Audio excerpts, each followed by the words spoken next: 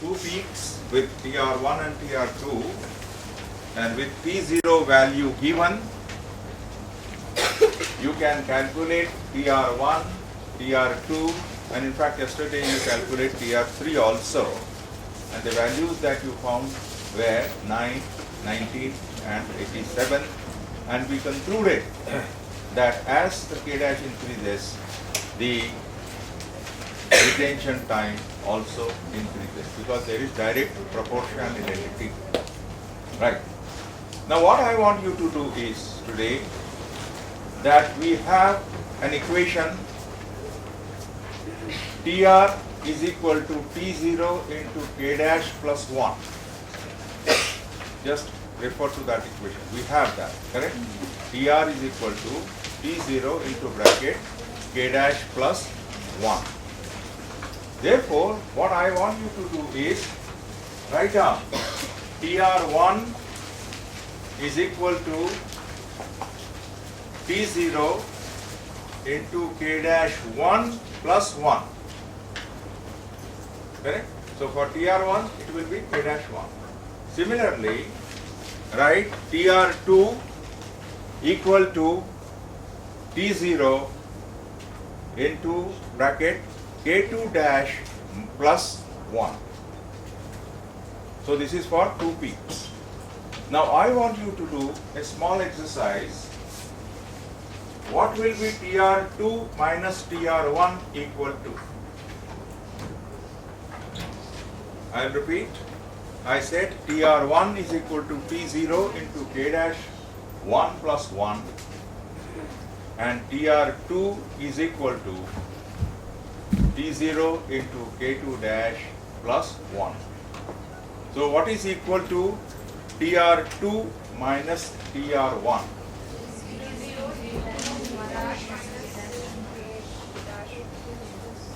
So if I say TR2 minus TR1 is equal to T0 into bracket K2 dash minus K1 dash. Is it right? Yes. Put it in the bracket because we will need this value in future.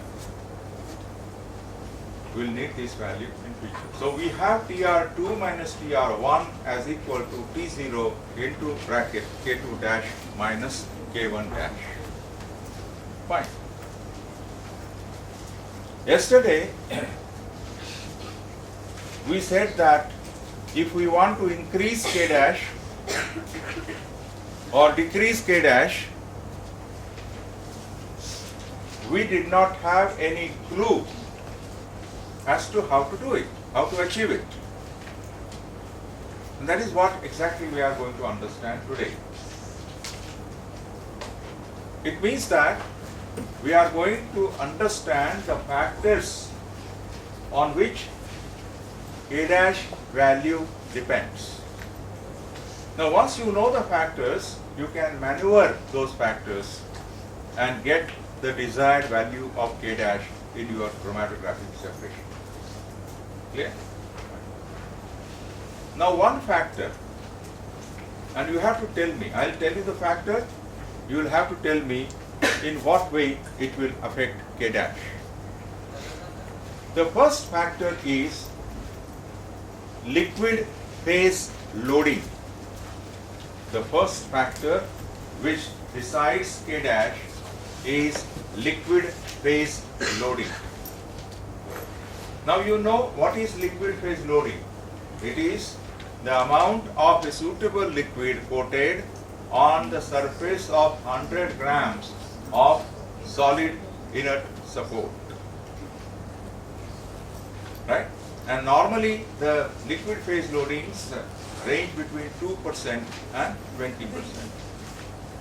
Now how do you feel immediately that K dash value will change with the change in liquid phase loading? I will give you a simpler way of thinking. I have a 5% liquid phase loading and the retention time of my solute is 10 minutes. 10 minutes. And I have another column with the same liquid phase, but liquid phase loading is 10% instead of 5%. Now if with 5% my retention time is 10 minutes, with 10% of liquid phase loading, will it be more or will it be less? Loudly. It will be more. The answer is right. Is there any logic behind this? Why retention time will be more with increase in the liquid phase loading? More number of molecules More number of molecules as compared to 5%. will As compared to 5%, that has more number of molecules to pass through this column. okay. I can grant partially that particular thing, but if I put it this way,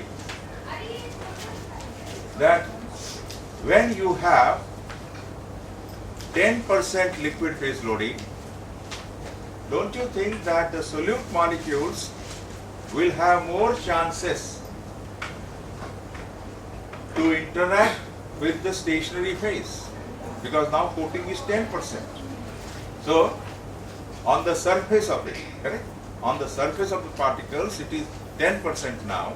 So, compared to the 5% liquid phase loading, the solute molecules will have more chances to interact with the stationary phase. And interaction with the stationary phase means that they will remain in the stationary phase for a longer period of time. It means that the retention time will be more. It means that K dash value also will be more.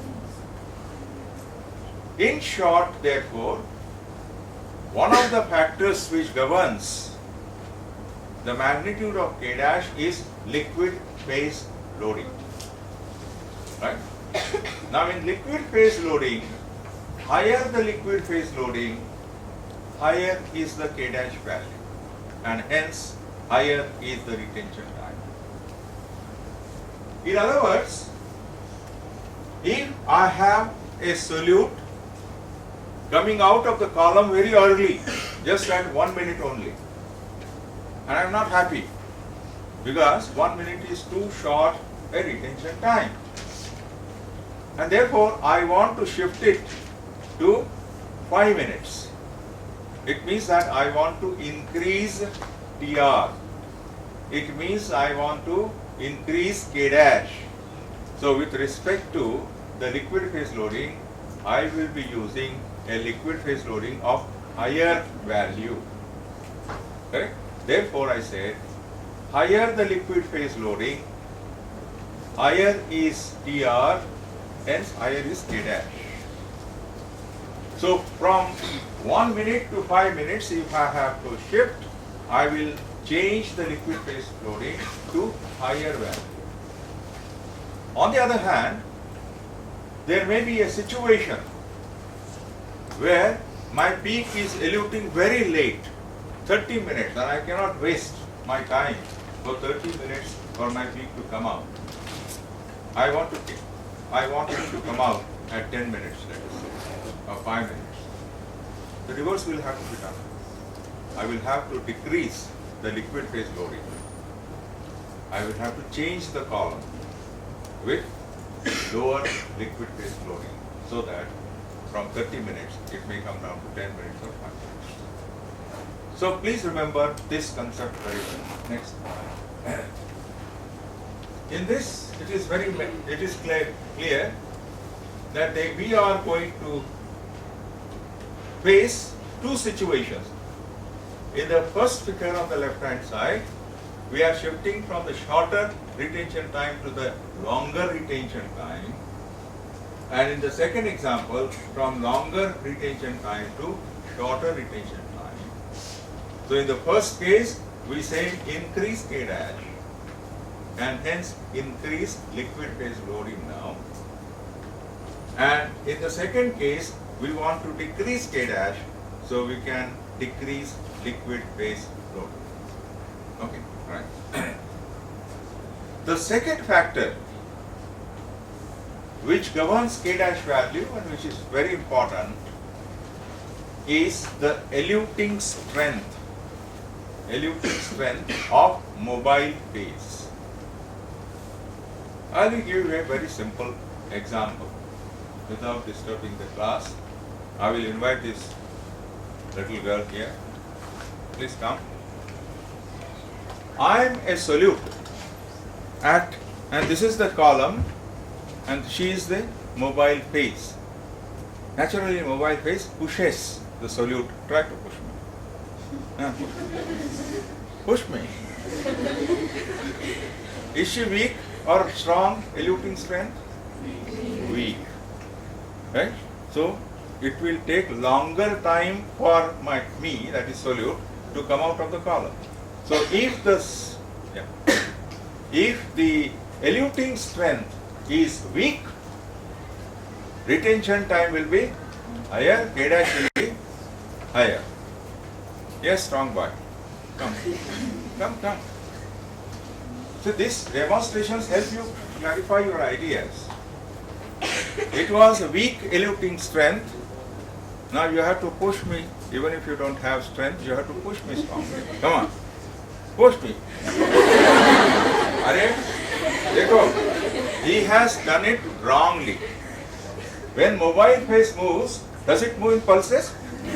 It moves continuously along with. So you have to push me continuously. This is what is stronger mobile phase. It means that the idea has to be very clear. That if in this case I want to use the second choice, second factor of strength of eluting strength of mobile phase. So for taking this peak from shorter period, that is low K dash, to higher K dash,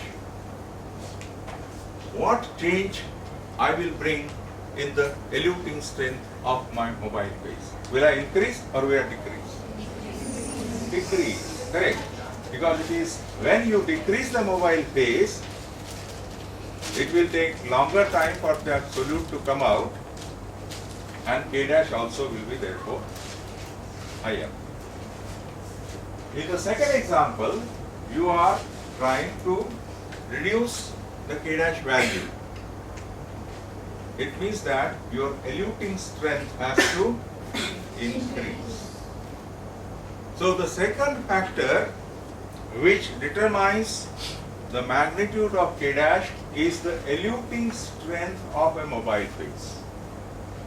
Stronger the mobile phase, shorter the retention time, lower the K dash value.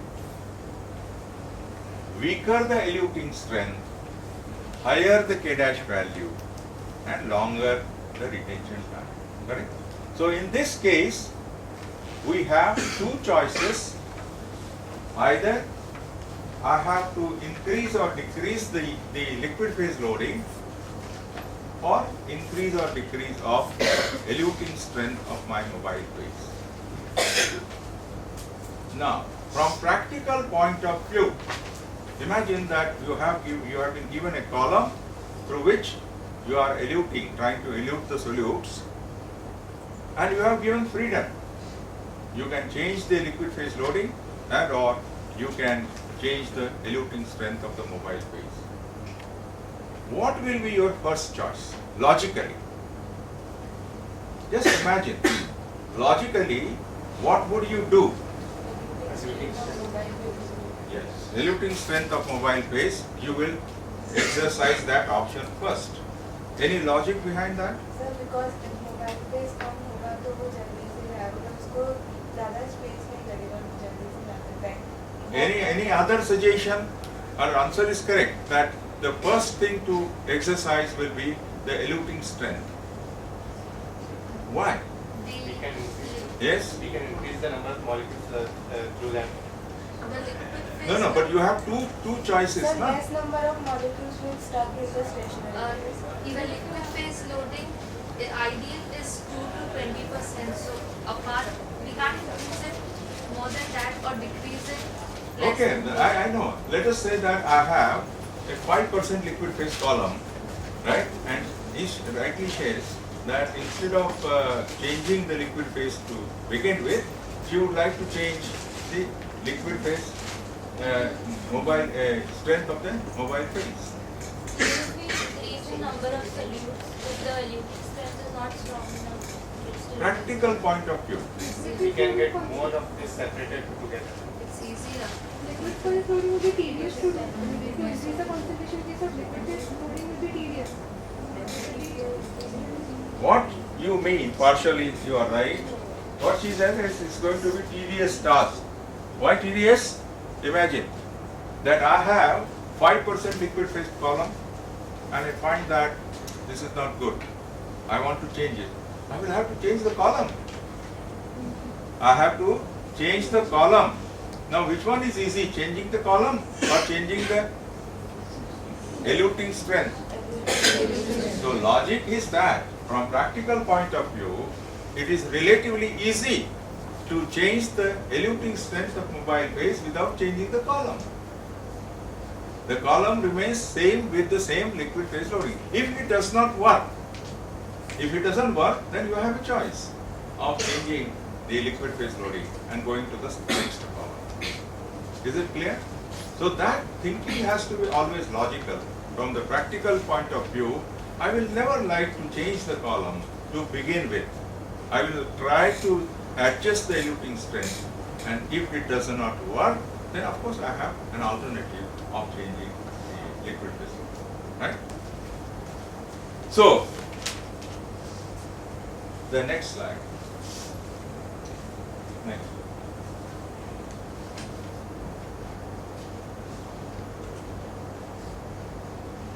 Come to the figure, next figure. So in short, therefore,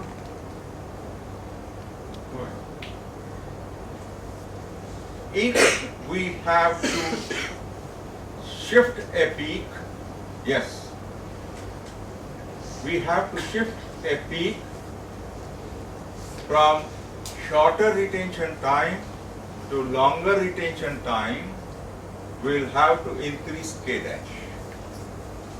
For increasing K dash, we have two alternatives.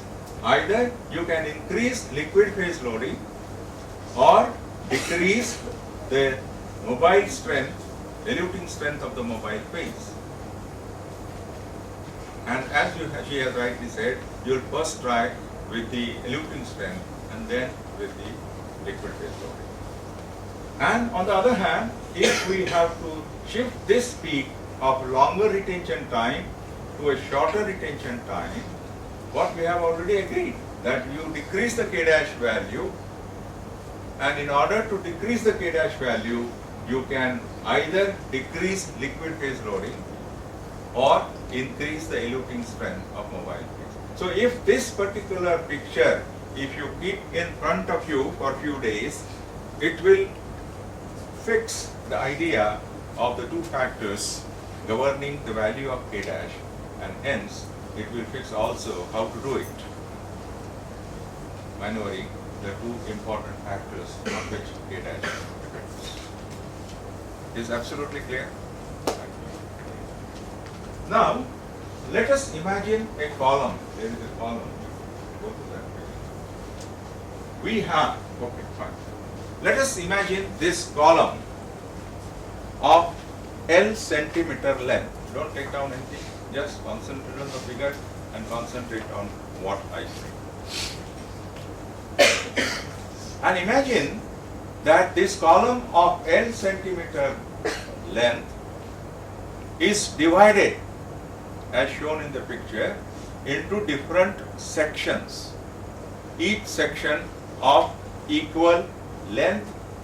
If I hold the column vertically, it will be equal height. Right? All the sections are of equal length or equal height.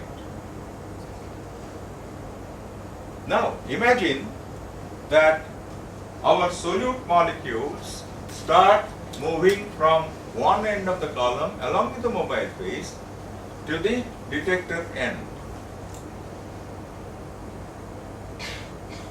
As solute molecules move a distance of one section, which is called a plate now in chromatography, Here we call it as a plate. So there are several plates of equal height associated with given length of column. Right? So when the solute molecules move through the length of one single plate, a new equilibrium is established. Yesterday we said that as the solute molecules move across the stationary phase, at every stage new equilibrium is established. And that equilibrium is concentration of the solute molecules in the stationary phase to that in the mobile phase. Equilibrium. Then the solute molecule travels the next plate, new equilibrium. The next plate, another equilibrium. So if there are n, capital N number of plates, let us say, which are called as theoretical plates. Why? Because practically nothing exists in the column like this. So it's a theoretical concept. And so we say this length of column is associated with n number of theoretical plates, each plate having a same height. And when solute molecules move from one theoretical plate to the next one, a new equilibrium is established. So how many equilibria will be there in the column? N equilibrium, right? This is one concept. Now let us see that there are two columns with me. One, write down, one is n is equal to 5,000 theoretical plates. One is 5,000 theoretical plates, and the second column of the same length is not changed, has 10,000 theoretical plates. It means N1, that is for the first column, N1 is 5,000, N2 is 10,000. Now you apply your analytical mind and tell me that if solutes are moving through the first column, how many equilibria is there? 5,000. In the second, it will be 10,000. So twice as many equilibria. Now, my question is very pointed, that which column, see, when the solute molecules move across the stationary phase, we have seen that there is a molecular spreading and hence band broadening. Which column, according to you, number 1 or number 2, which one will give you relatively less molecular spreading and hence sharper band? Number 1. Second. Absolutely right. Second. Why? Because it doesn't know number of molecules are high, so they will. No, number of molecules are same. Equilibrium. Number of equilibria is High. I guess almost twice. Nah? Why almost? It's twice. So it means that, okay. So in the second column, in the same number of molecules, but they undergo twice as many equilibria as compared to the first column. It means that they are kept twice as busy, exchanging between stationary phase and mobile phase as compared to the first column. And you know that unless you are kept busy here, you will move around, you will spread. It's only when the chances given to you for moving around are less, then you are sitting in an orderly manner. Okay? Consider one example, very, very simple example. This hall has fortunately 2 doors. Imagine that there is nothing of any sort here. It means that this space is completely empty, vacant. And from that door, I allow 5 children in the age group of 2 to 3. So they are just started walking and maybe a little talking. There is a glass partition between them and you. You can see what they are doing. They will not know that there is somebody on the other side of the glass. What will be your observation? 5 kids are there, space is empty. What will they be doing? They will be running about, spreading all across the empty space. That's all. Will they be happy after some time just running about? They will start fighting. So chaos, there will be chaos. I introduce another 5 children. Will chaos increase or decrease? Another 5. So in all, slowly, in stepwise, I introduced 25 kids in this area. They will be running about and the fighting will increase, the spreading will increase, right? My friend introduces 5 colorful toys from the other door without them knowing. 5 colored toys. 5 colored toys for 25 children, imagine.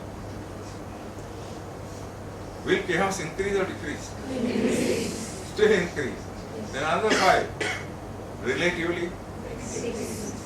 Then finally I introduce 5, 5, 5 and there will be at one time 100 toys of different colors.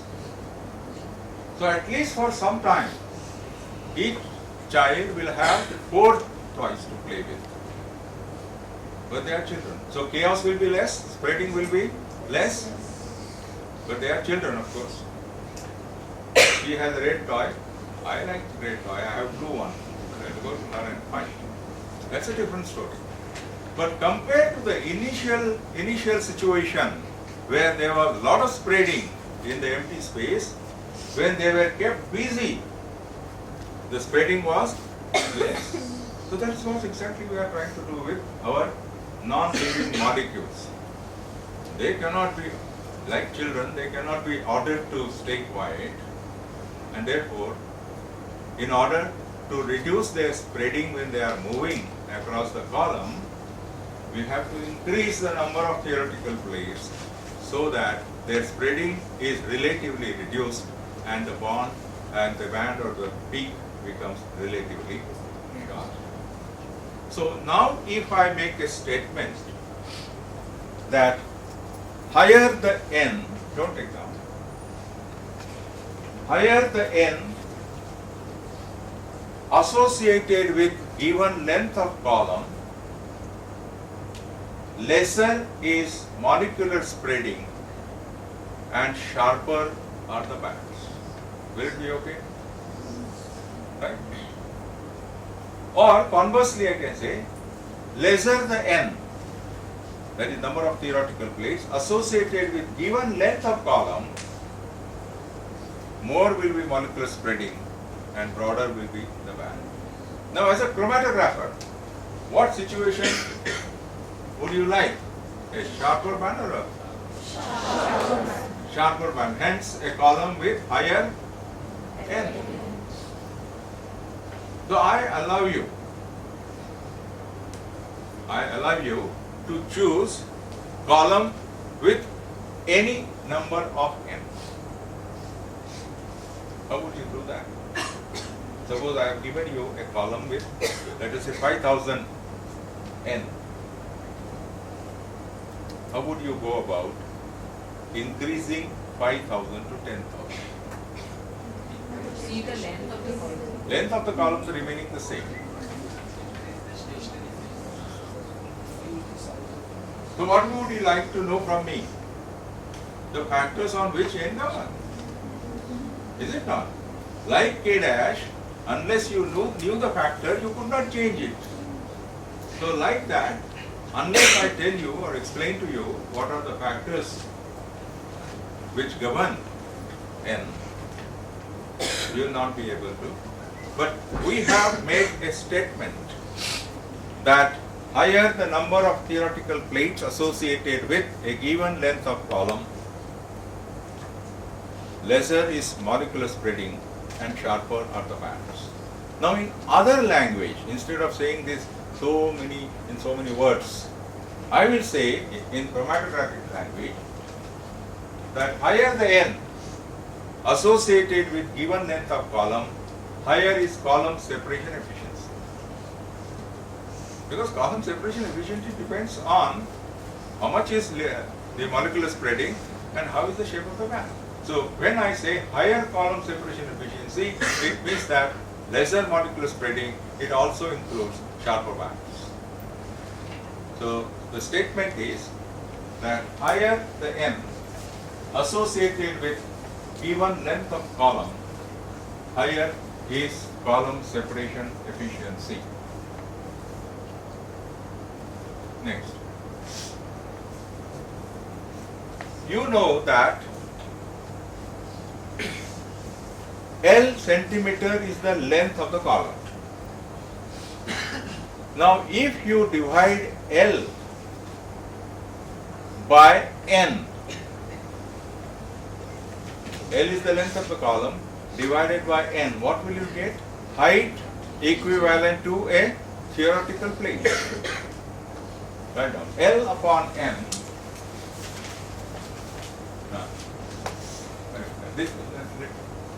L upon N is height equivalent to a theoretical plate denoted by capital H. In many old books you will find small h, but lowercase h, but nowadays it is capital H. H means height equivalent to a theoretical plate. The equation is in front of you. I want an answer from you. We have made a statement, higher the n, higher is column separation efficiency. With reference to H, what would you say? Lower the H associated with given length of column, higher is column separation. Why? Why?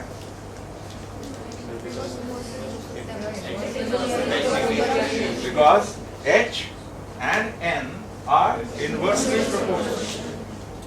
So my final statement now with reference to column separation efficiency. Higher the N, lower the H associated with given length of column, higher is column separation efficiency. Absolutely clear? So just slowly, one by one. Right. Yes.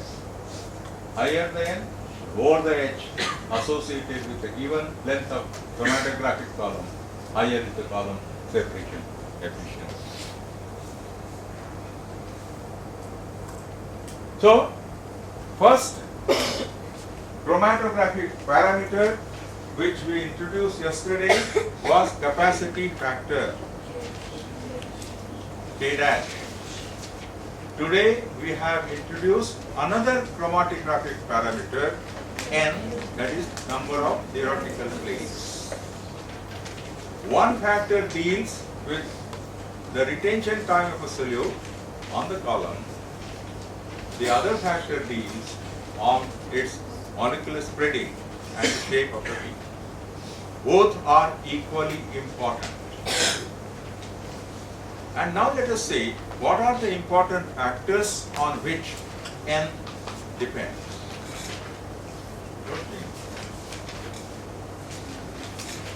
The first factor, very important factor on which N depends is length of the column. Because we have said length of the column and N.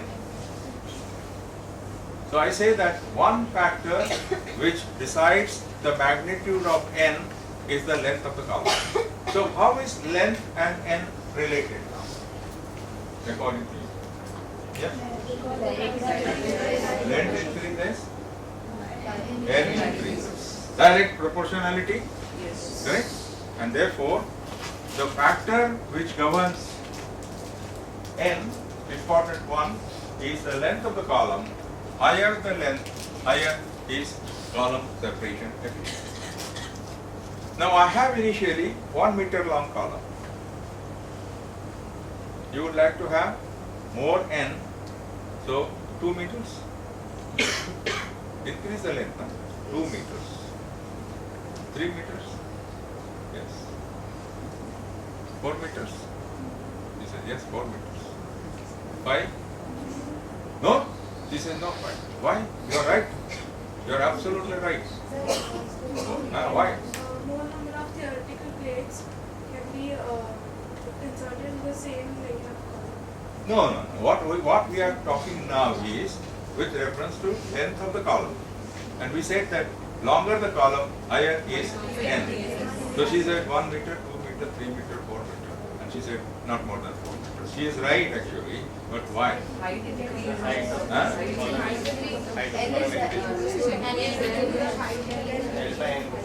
So it will automatically, see, higher the n, lower the h. Always, na? When, see, instead of 5,000, number of theoretical plates become 10,000, h also will decrease. Because n is inversely proportional to h. So whatever length we increase, h will remain the same. So, but the N length will is remain the so, same. retention time. Retention time will change. So the length is so big, how will we use it actually, I mean in practice? Very good. Good thing. So, this greedy girl wants a column from me of length from this end of the classroom to this end of the classroom. Because she's greedy, no? Length more, n more, column separation efficiency is higher. I give up. Right? Now she introduced her solute, or mixture of solutes, and then it up the column.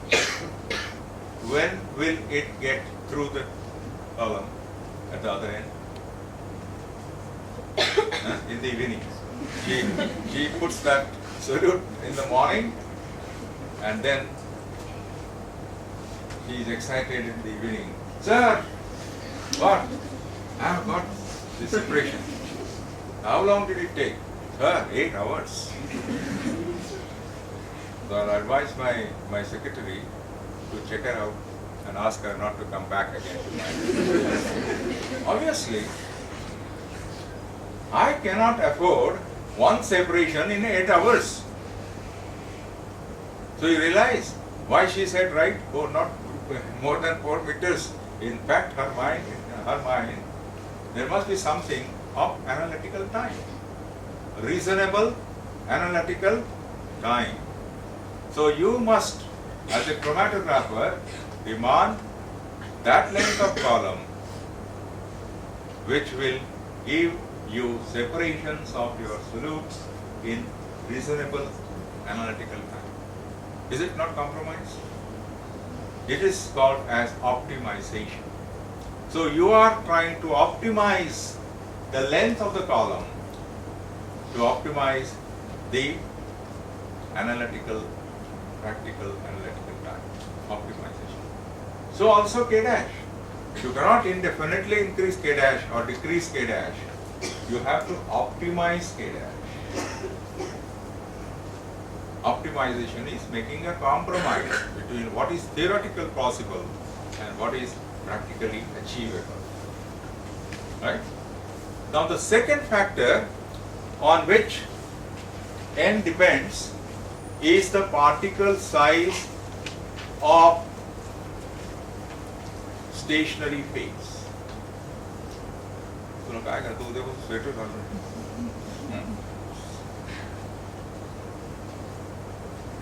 particle size of stationary phase.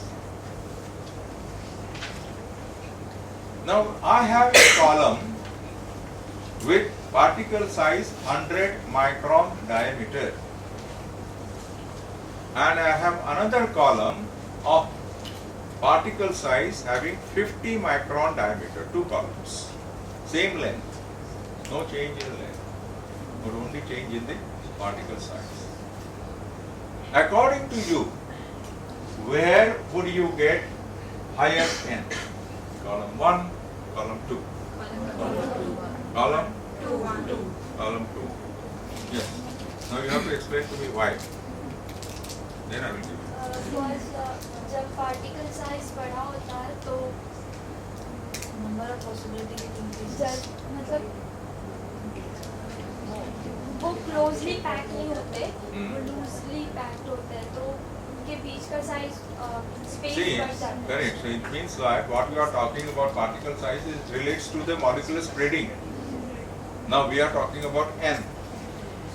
You said that second column will give you higher column separation efficiency. Your answer is right. See, what is happening is either you may have an adsorbent or a liquid coated on the surface of stationary phase. When you decrease the particle size, don't you think that the surface area will increase? Surface area of 100 micron diameter, 100 grams of that, and 100 grams of the same material with 50 micron diameter, whose surface area will be more? With smaller particle size. Now surface area more, it means that the molecules of solute will have higher chances to equilibrate. And we have already seen that higher the chances, lower the spreading, and hence sharper are the bands. So now if I say that the second factor of particle size can be interpreted as follows, that smaller the particle size, higher the n, higher is column separation efficiency.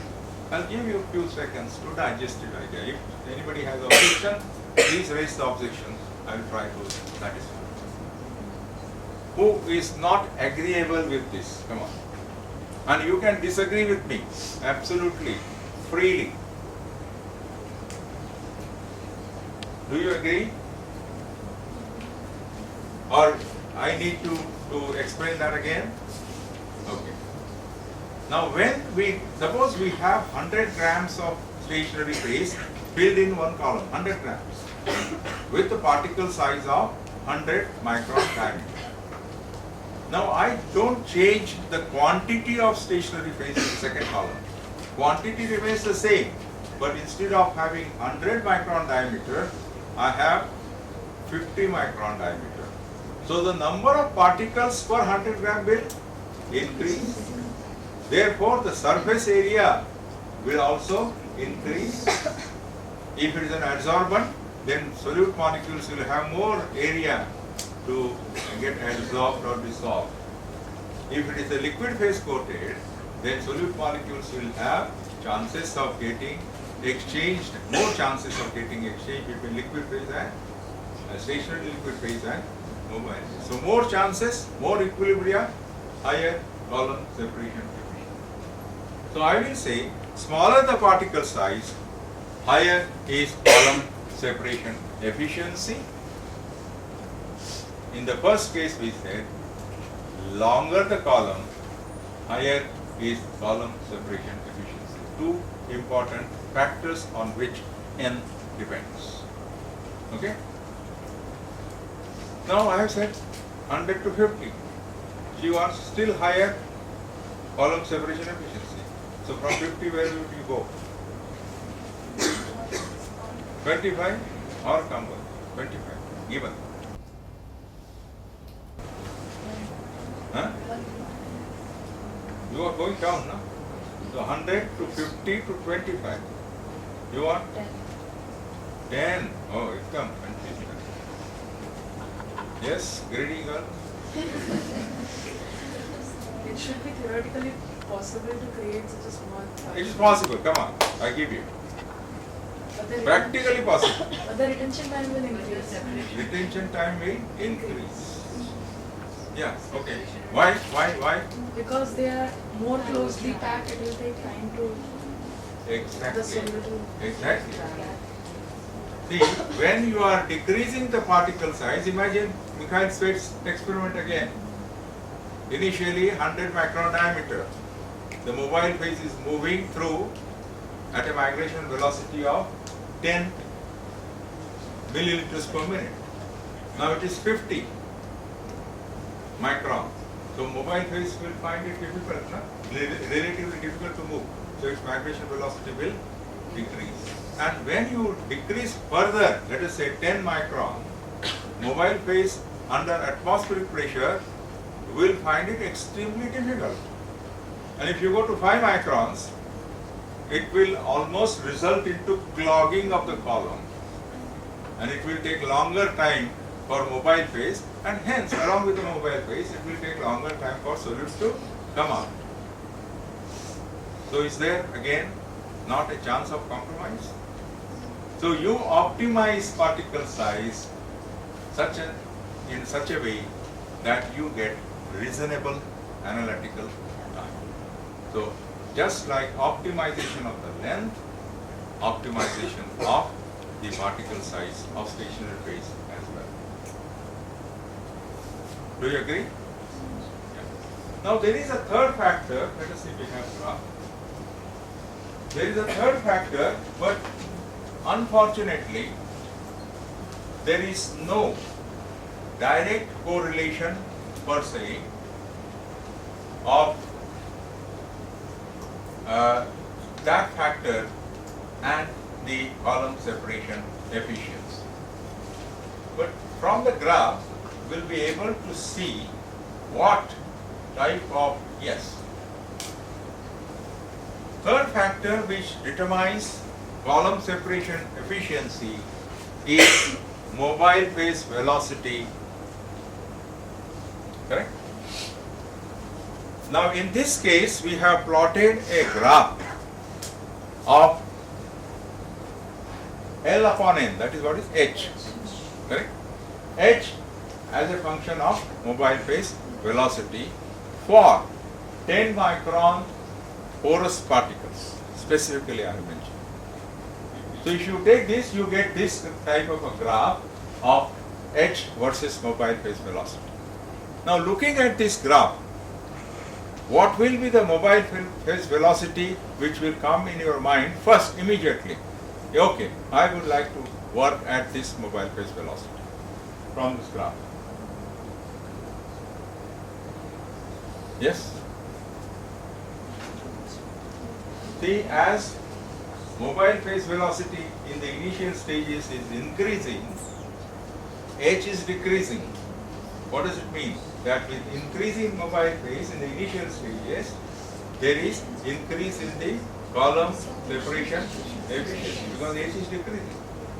But beyond a point, if you increase the mobile phase velocity, reverse is happening. So I want you to choose a mobile phase velocity. What will be your choice from this graph? X.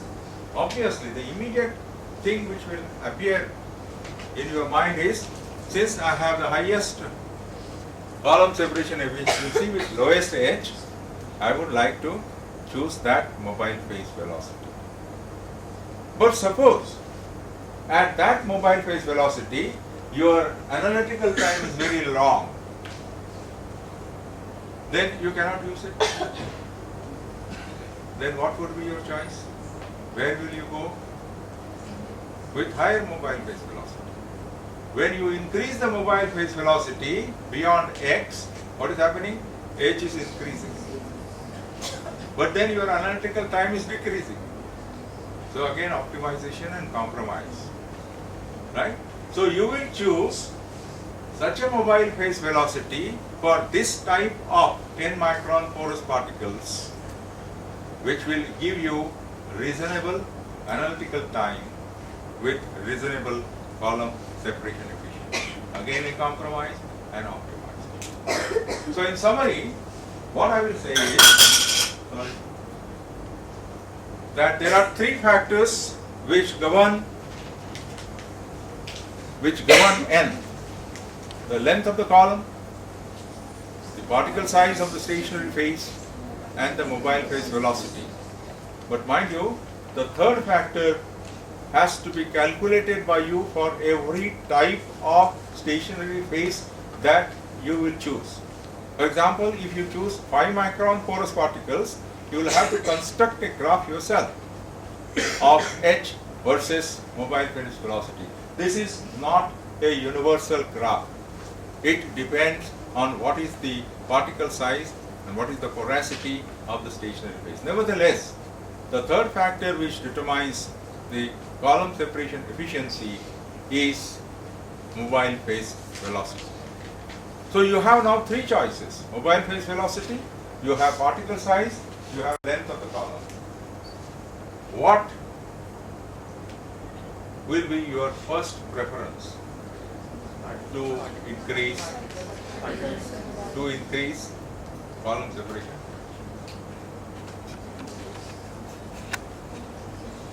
Like K dash, she said that she will operate with, mobile phase, eluting strength of mobile phase. Mobile phase, you don't have to change the column. Correct. Choice is correct. And then, if it doesn't work, then you can either increase the length or decrease the particle size, because in either way you have to change the column. Right? So logically, when I can work with mobile phase velocity without changing the column, why should I bother about changing particle size or length? That's absolutely right. I forgot to mention to you one factor, that changing the mobile strength of mobile phase, eluting strength of mobile phase. But how do you change? How do you change? So for that, I'll give you a principle. Like dissolves like dissolves like. Now for solute molecules to flow through the column along with the mobile phase, the solute molecules must be soluble in the mobile phase. If they are not soluble, there is no question of them moving across the length of the column, right? If this is so, and if you have a mixture of non-polar solutes,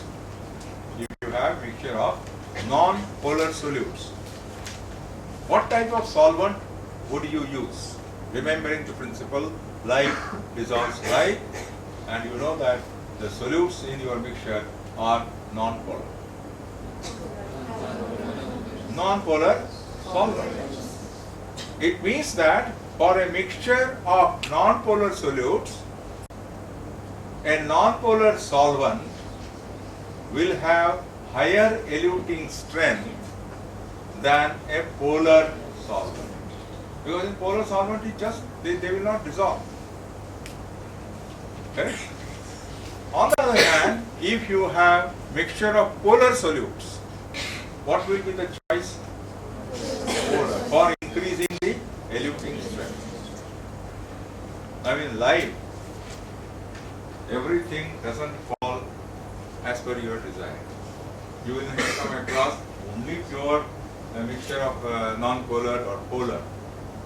There will be always a mixture of polar and non-polar. Then what to do? You have to separate them.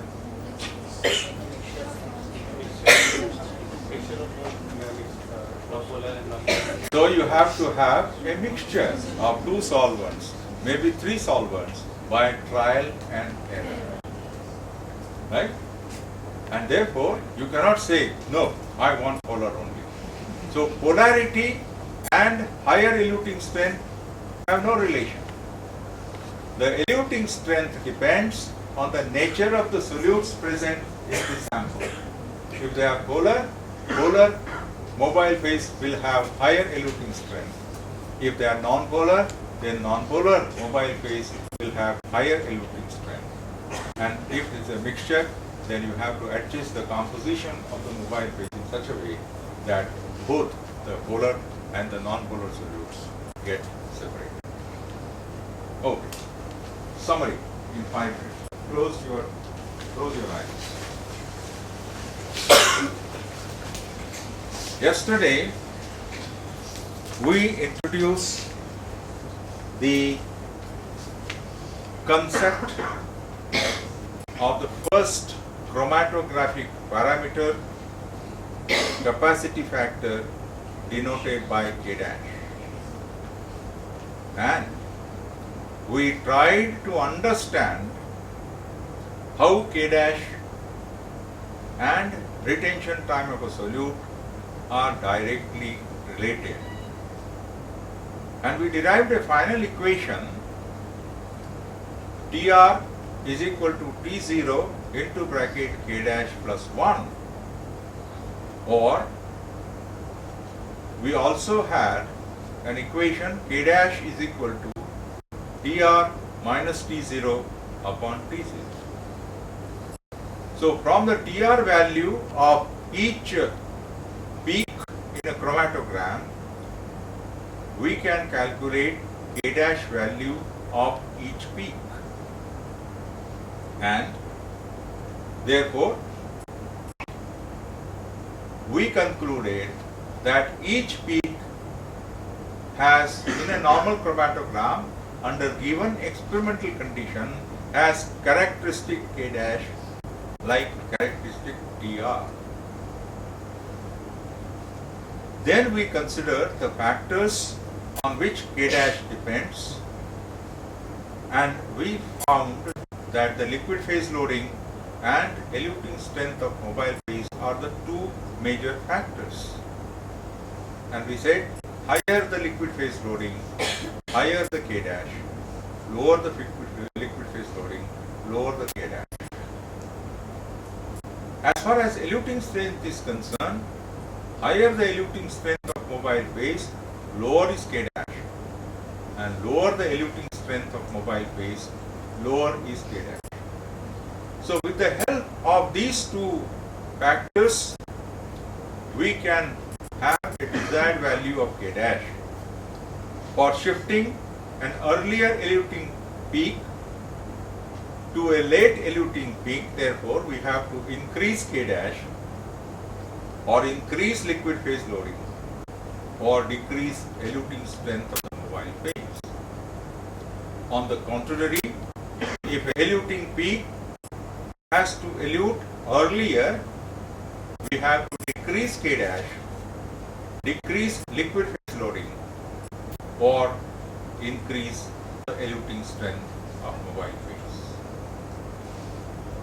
Then we said, and we introduced the second important chromatographic parameter, N, the number of theoretical plates associated with given length of column.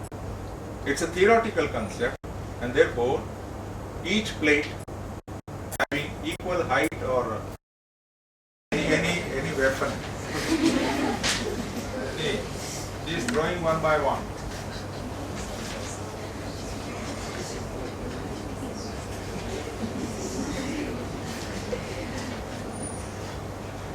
Have patience now. She has patience on making so many chapatis.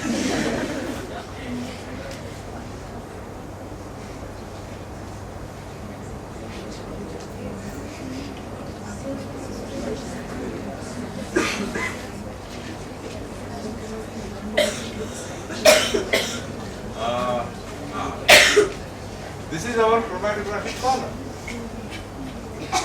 Now, a good housewife makes almost all chapatis of equal thickness.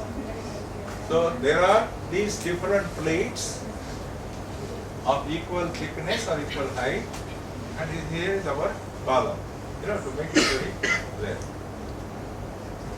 Now just imagine that K dash is 1. It means that you have equal distribution of molecules into stationary phase and mobile phase. So how will molecules distribute in the liquid phase or stationary phase and mobile phase as they move step by step? Just imagine.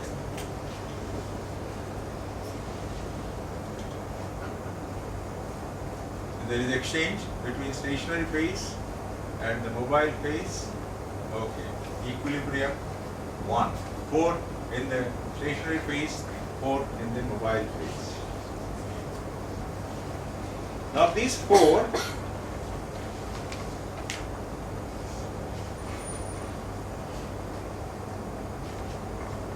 will go to the next phase, 3, 2 and 2.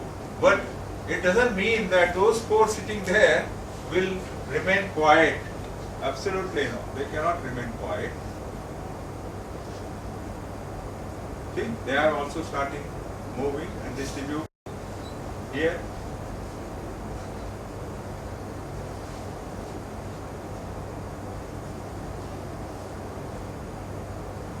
Third plate and so on and so forth. So you have 50% of the solute molecules in stationary phase and 50. Let us imagine that you have 32 molecules. Okay? Now in the second plate there will be therefore 16, and what will remain behind is 16. Now the third plate 8, 4, 2, 1. Empty. But then in the first plate also will exchange 16. Now it will be 16 but 12 because 4 plus 8. 8, 8, 5, 3, 1, 0. Then you will have 8, 12, 12, 10, 7, 5. We are assuming that K equilibrium is 1. This is how molecules will get distributed in the subsequent plates. And you plot a graph, you will get this type of graph. But since we were dealing with only limited number of molecules, 32, we are not having that peak. But 32 is very small number. We are dealing with thousands and millions of molecules, and therefore if the number of molecules increases, see how the shape of the peak, and then you get a Gaussian curve, a symmetrical peak.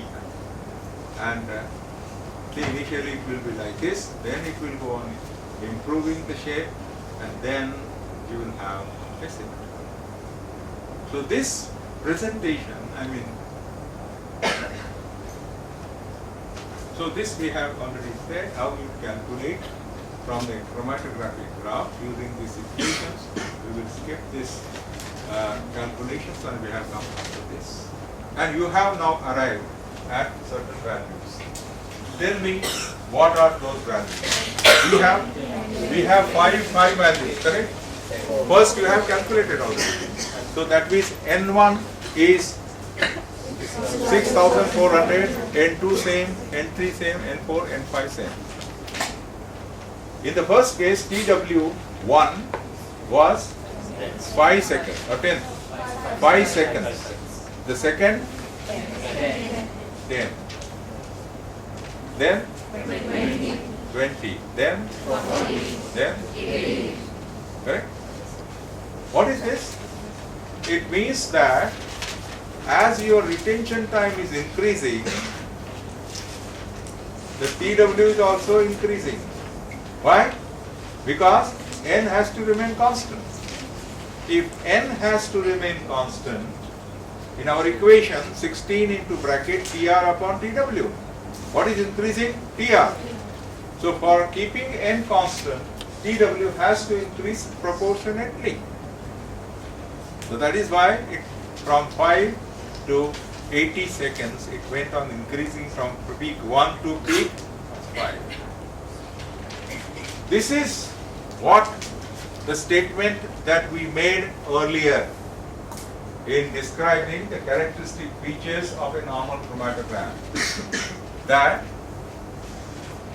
with the retention time, peaks become broad. Now we have an explanation here. With retention time, why peaks become broad? So if this question is asked to you, why is that peaks which are eluting later are broader than those eluting earlier? This is one way of asking question. Why is that peaks become broader with increasing retention time? Another way of asking the same question. Or why the peak width at the base increases with increase in retention time? This is the third way. But question is the same, different language. So the answer to this question has to be given in two steps. Number one, that n for a symmetrical peak is calculated using the equation 16, n is equal to 16 into Tr upon Tw bracket square, where Dr is this, Tw is this. Draw a figure. And the second statement you make, that it is observed that for a given column under given experimental condition, n is approximately the same. So for all the peaks in the chromatogram, n is approximately the same. Now if n is approximately same, what is increasing? Tr.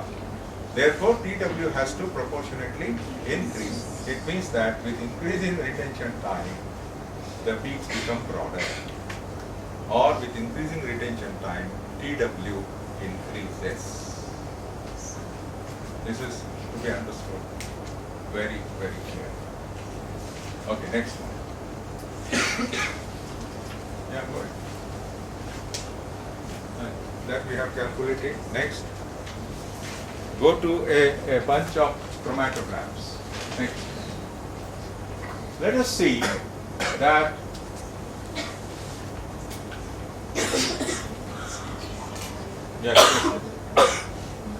we have these two peaks, and they are called as baseline separated peaks. They are called baseline separated peaks. Why? Why do we call them baseline separated? Just trace the illusion of the first peak. No signal, baseline, no signal. So before the second peak starts eluting, the detector has reached baseline, and then the second peak, again the baseline, and the third peak. So such peaks are called baseline separated peaks. For any chromatographer, baseline separated peaks is must. The reason that each chromatographer is interested in two aspects: qualitative analysis, for which he needs accurate determination of retention times of each peak, and accurate quantitative analysis, for which he needs to have accurate determination of area under the curve.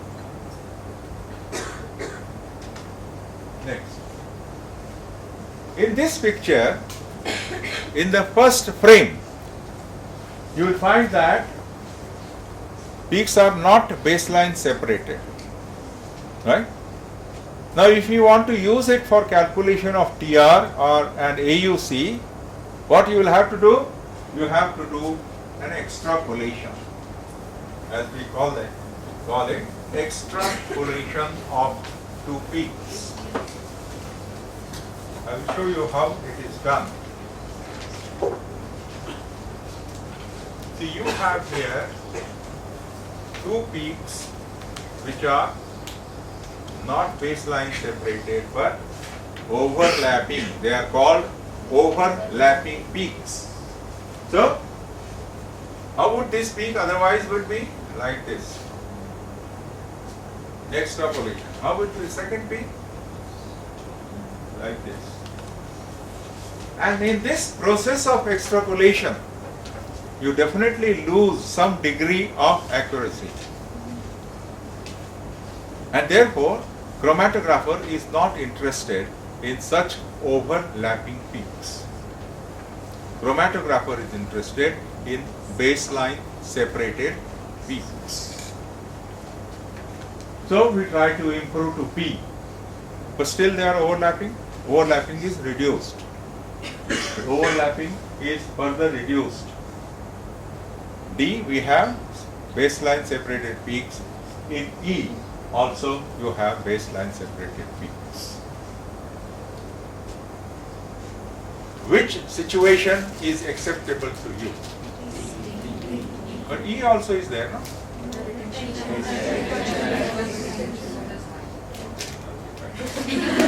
So retention time is more, waste of time, not any additional information that you are going to get. So you are happy with D, right? Now in practice it always happens like this, that you always come across somewhere A or B C figure, C frame, and your aim is to go to D.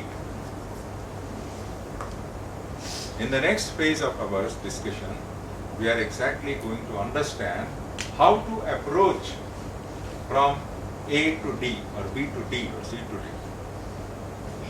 from overlapping peaks to baseline separated peaks. How do we achieve? Knowing now two important chromatographic parameters, A dash and M, and knowing the factors on which they depend. We take this advantage of this. We assume, first we will define what is resolution between two neighboring peaks, and that after we define that, we then go for our further discussion. Yes, these are the baseline separated neighboring peaks, correct?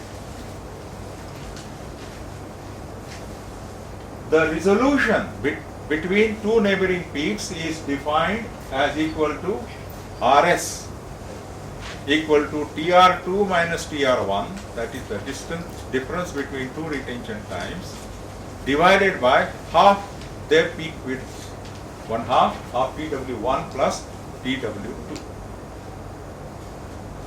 Agreed? Understood? Resolution between two neighboring peaks is defined this way. RS is equal to TR2 minus TR1 and divided by average peak width, which is 1/2 of TW1 plus TW. Next.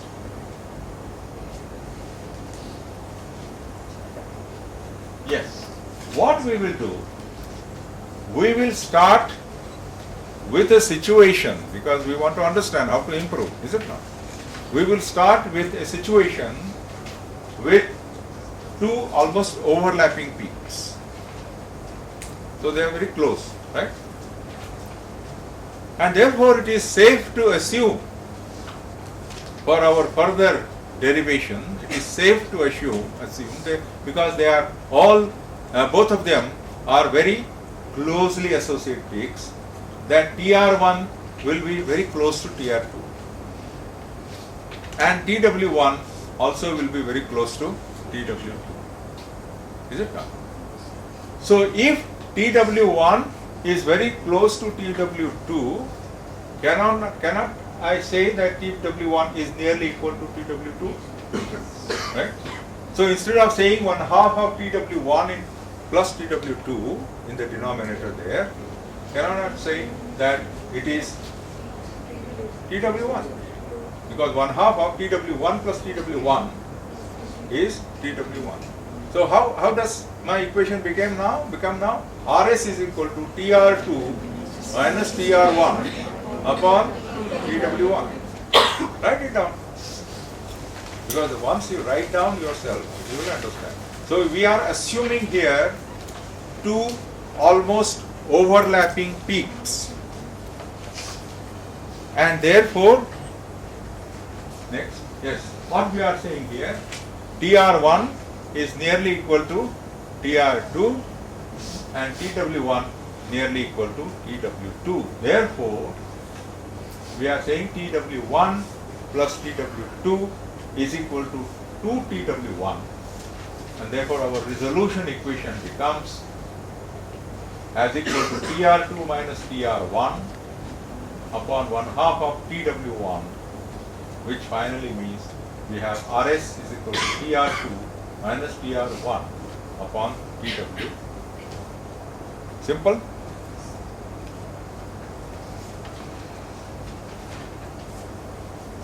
But looking at this equation, I don't get anything how to arrive from overlapping peaks to the baseline separated peak. That's why I had made you to, I had asked you to make an exercise. What is Tr2 minus Tr1? Write down now. You have your own values.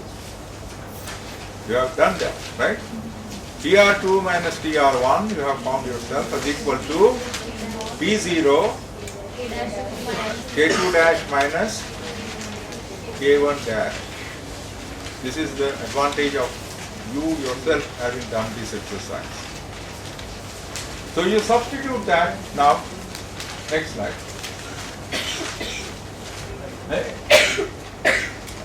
So this is how you have done it previously. Tr1 is equal, Tr2 is equal to T0 K2 dash plus 1. Tr1 is equal to T0 into K dash 1 plus 1, and therefore Tr2 minus Tr1, you have found yourself as equal to T0 into bracket K2 dash minus K1 dash. Correct? You have done it yourself. Next. So you substitute that. Okay. Similarly, you have done this exercise yourself. From this equation of n is equal to 16 into bracket Tr upon Tw, you have found out what is Tw equal to. Does it tally with this? Tw is equal to 4 into Tr1 upon square root of n. Agree? But what is Tr? Tr1 is equal to T0 into K dash 1 plus 1 upon square root of n. I will keep this in front of you for some time. We have first found what is numerator Tr2 minus Tr1 in terms of T0 and K2 dash and K1 dash. We have said Tr2 minus Tr1 is equal to T0 into K2 dash minus K1 dash. Now when it came to Tw, and it is Tw1 we are talking in our chromatograph. So Tw1 is equal to 4 into Tr1 divided by square root of n. This exercise you had done. Now further extension of that is, since Tr1 is equal to T0 into K dash plus 1, so finally Tw1 is equal to 4 into T0 into bracket K1 dash plus 1 all upon square root of n. Substitute this in the resolution equation. You do that yourself. Therefore, now Rs is equal to, in numerator you will have T0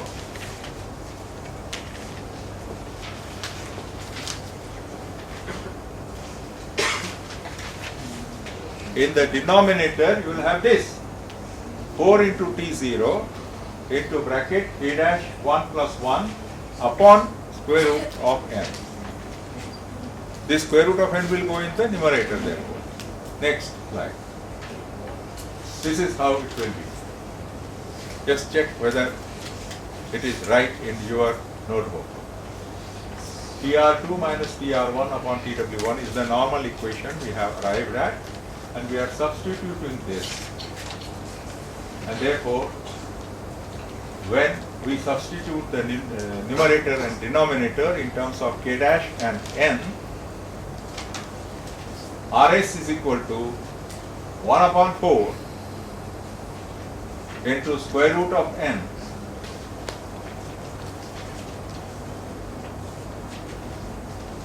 into bracket K2 dash minus K1 dash divided by K1 dash plus 1. Check it in your notebook the way it is, because this is very important equation. And I am going to the steps again and again. What I have done finally in the final equation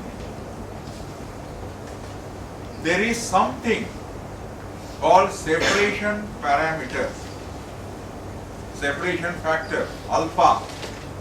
In solvent extraction, you must have learned to calculate alpha. Similarly, here in chromatography, the ratio of two capacity factors is separation factor. For example, what I have done, exercise I have done, I have divided numerator and denominator by K1 dash. So I have not done any jugglery. Whatever I have done with numerator, I have done with denominator.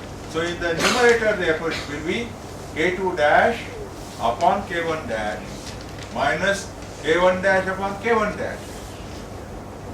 Right? It is 1. And K2 dash minus K1 dash is called alpha, separation factor. Please write down. This will be there in the next slide. But K2 dash upon K1 dash is alpha. And K1 dash upon K1 dash is 1. And in the second bracket you have K1 dash upon K1 dash plus 1.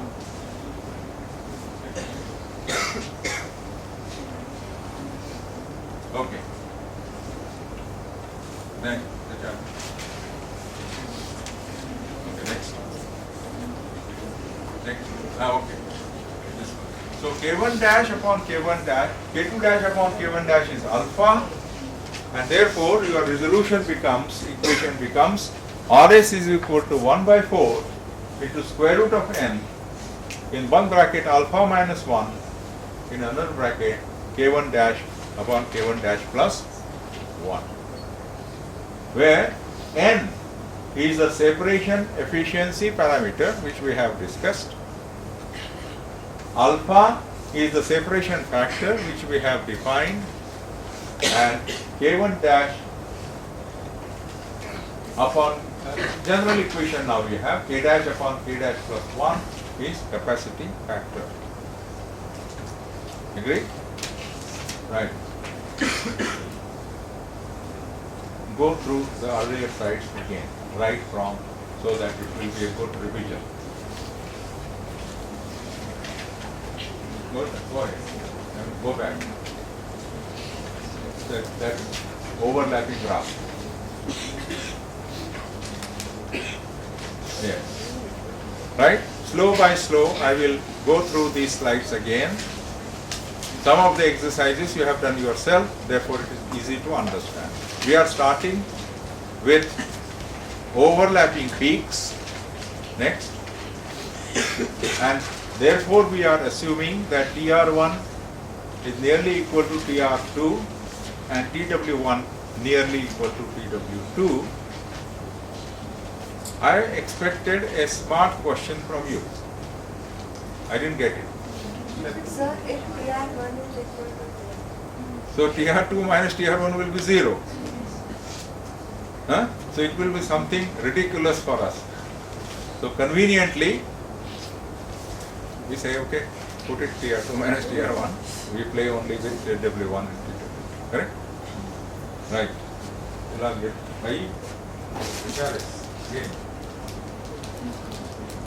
नक्की ना आपने मारलीस ना मला so we say TW1 being equal to TW2 approximately, TW1 plus TW2 can be written as 2 into TW1, and therefore in the resolution equation we say RS is equal to TR2 minus TR1 divided by 1/2 of TW1, which is nothing but TW1. RS is equal to therefore TR2 minus TR1 upon TW1. Next, you have already calculated what is TR2 minus TR1, and you have also calculated what is TW1. So this is how then we say TR2 minus TR1 comes to T0 into bracket K2 dash minus K1 dash. Next.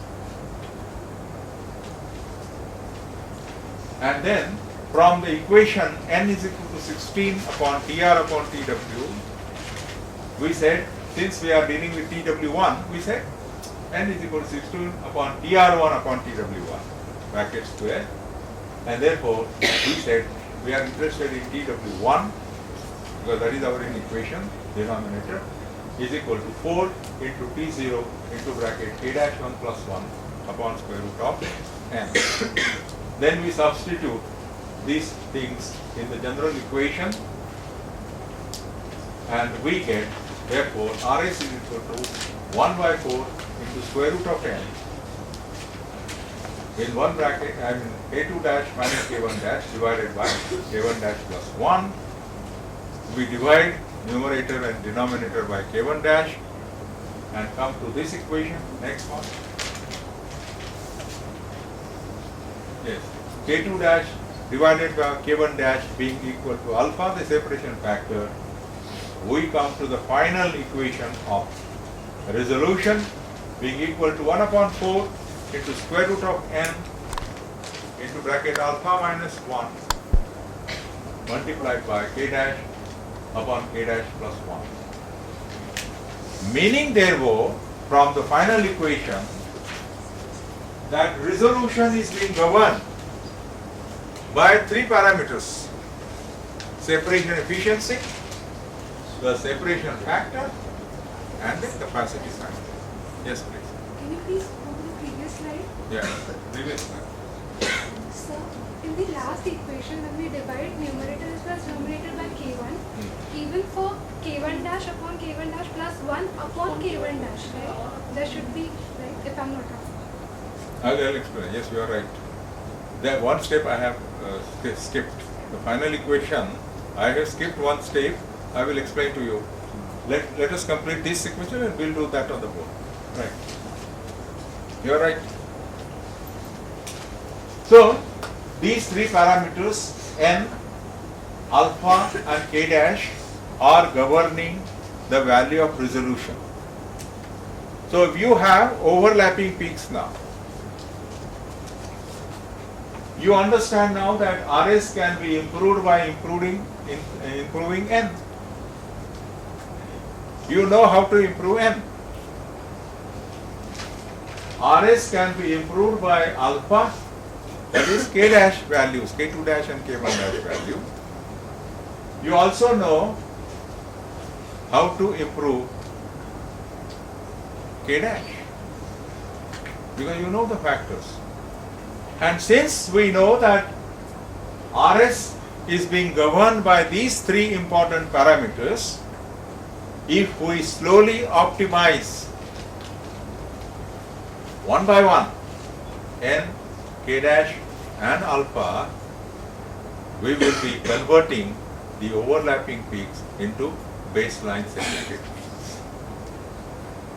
One fortunate part of this practically fortunate part is that whatever factors govern n do not affect the magnitude of k dash and alpha. What are the factors governing n? The length of the column, the particle size, and the mobile phase velocity. The factors which are governing k dash do not affect the magnitude of n because it is the liquid phase loading and the eluting strength of mobile phase. And since alpha is nothing but the ratio of k2 dash upon k1 dash, so the factors governing n, alpha and k dash are almost independent. So what do? I keep two parameters constant. Step number 1, I keep alpha and k dash constant and try to improve or optimize k dash. I have factors.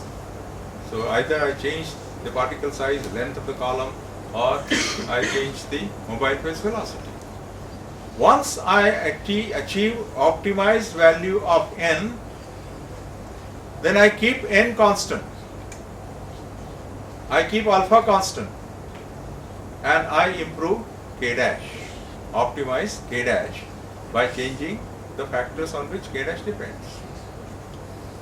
So at the end of the second step, I have optimized value of n, optimized value of K dash, I have optimized value of alpha.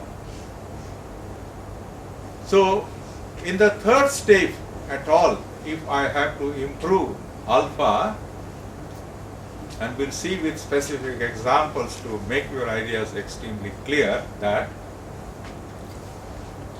one by one therefore, in 3 steps, we optimize n, K dash and alpha and convert the overlapping peaks into baseline separated peaks.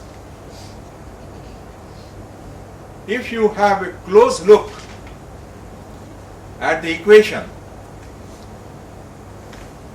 resolution is not directly proportional to n.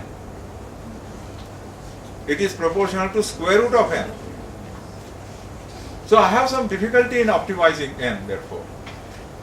That suppose I increase length of the column from 2 meters to 4 meters, the effect is going to be square root of that. From square root of 2 to square root of 4. It is not going to be directly. So there is going to be a limitation on me up to what I can improve n. Similarly, resolution is not directly proportional to K dash. It is proportional to K dash upon K dash plus 1. So you do one small exercise now. I will give you the values of K1 dash starting from 1 to next value is 5, next is 10, next is 15, next is 20. Calculate this ratio K1 dash upon K1 dash plus 1 for these values of K dash. For example, first thing I have given K dash 1 as K dash is 1, correct? So it will be the magnitude of that column bracket will be 1 upon 2, which will be 0.5. K dash upon K dash plus 1 is how much? For a value of K dash equal to 1, it is 0.5. Then I have said 5. So it will be 5 upon 6.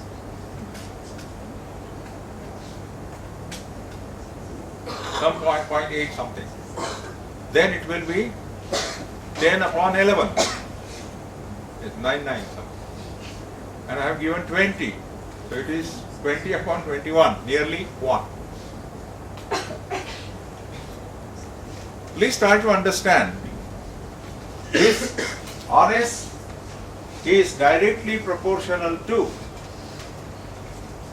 K dash upon K dash plus 1, not directly proportional to K dash. And therefore, we have undertaken an exercise.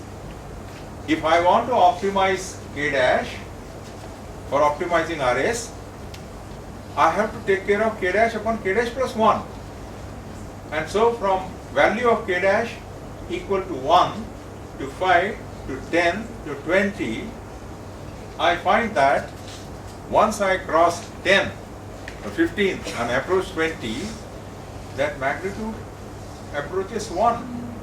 So further improvement or increase of K dash has no significance.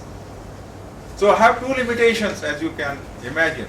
I have limitation because n is in square root, and I have limitation with reference to K dash because K dash is in terms of K dash upon K dash plus 1.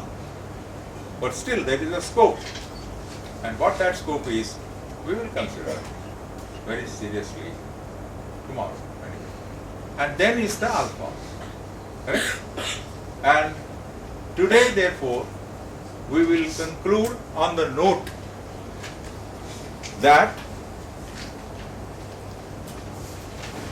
resolution between 2 neighboring peaks is an extremely sensitive issue for any chromatographer. He likes to have baseline separated peaks. for accurate determination of TR and AUC. If the peaks are overlapping, there is a degree of loss of accuracy because of extrapolation of the neighboring overlapping peaks. So the question was, therefore, how to arrive a baseline separation picture from overlapping peaks situation.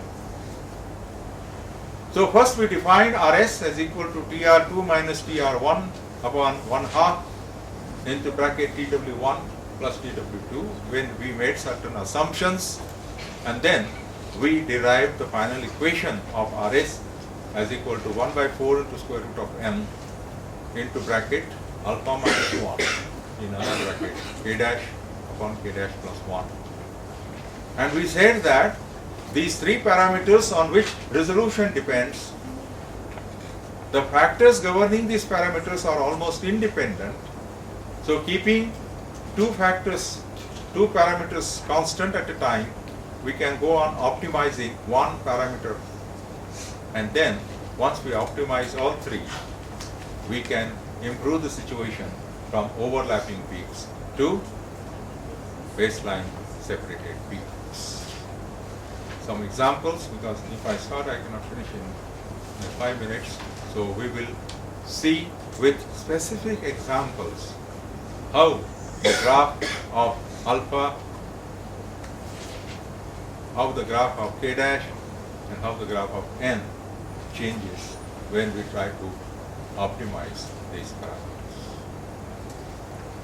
Before I conclude today, I would like to conclude on a lighter note. All throughout, if you remember, we have been talking of optimization. Not maximization, not elimination or minimization, optimization. So compromise. Compromise is very important in life. Many of you must have wished to join medicine as your course. You did not get admissions, so you compromised for alternative course. Since you did not get into medical field, was it the end of your life? You compromised. Next, based. Similarly, in our life also, and you are in that age group, so you will understand it better. I had a friend who was younger to me. He is still there. So when Bipasha Basu separated from John Abraham, he expressed his wish to me that Ramesh, that's my name, I would like to try my luck with Bipasha. I said, there is no harm. I said, you are a senior officer in the bank, that's fine. How much do you earn per month? He said, about 40,000 rupees per month. Did you ask, or did you try to find out how much Bipasha spends on her cosmetics per day? I said, I didn't bother. You bother first. He said, why don't you tell me? He said. I said, okay, I'll tell you. Maybe around 50,000 per day. He said, how can I manage then? And I said, forget Bipasha. Find out a similar girl, similar looking girl. Marry her and then declare, this is my Bipasha.